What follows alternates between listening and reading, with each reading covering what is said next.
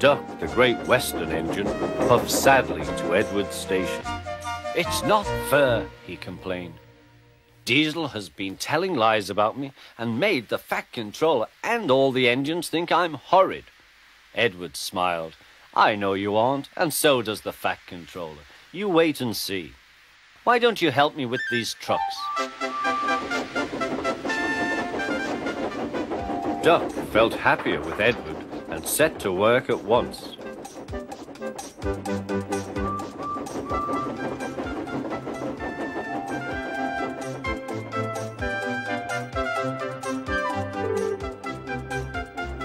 The trucks were silly, heavy and noisy. The two engines had to work hard, pushing and pulling all afternoon. At last they reached the top of the hill. "Goodbye," whistled Duck, and rolled gently over the crossing to the other line. Duck loved coasting down the hill, running easily with the wind whistling past. Suddenly, it was a guard's warning whistle. "Hurrah, hurrah, hurrah," laughed the trucks. "We've broken away, we've broken away. Chase him, bump him, throw him off the rails," they yelled. "Hurry, Duck, hurry," said the driver. They raced through Edward's station, but the trucks were catching up. "As fast as we can, then they'll catch us gradually."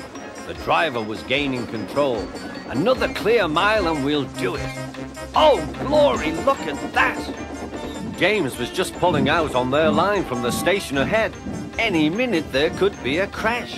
"It's up to you now, Duck," cried the driver. Duck put every ounce of weight and steam against the trucks. "It's too late," Duck groaned and shut his eyes. He veered into a siding where a barber had set up shop. He was shaving a customer.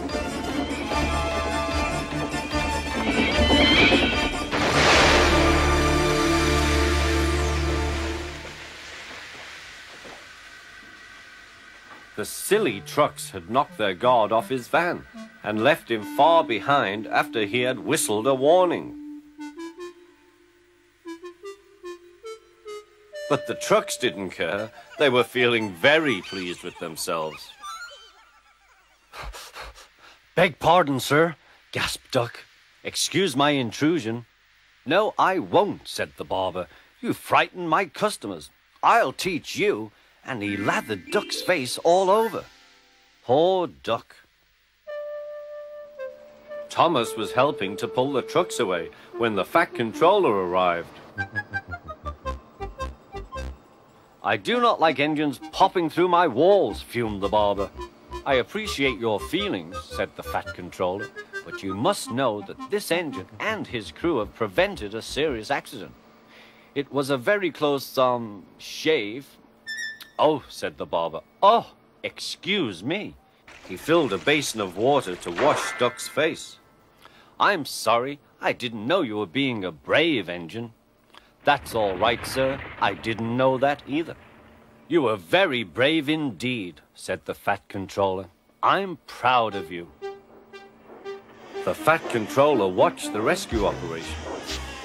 Then he had more news for Duck. "And when you are properly washed and mended, you are coming home." "Home, sir? Do you mean the yard?" "Of course. But, sir, they don't like me. They like Diesel." "Not now. I never believed Diesel, so I sent him packing. The engines are sorry and want you back."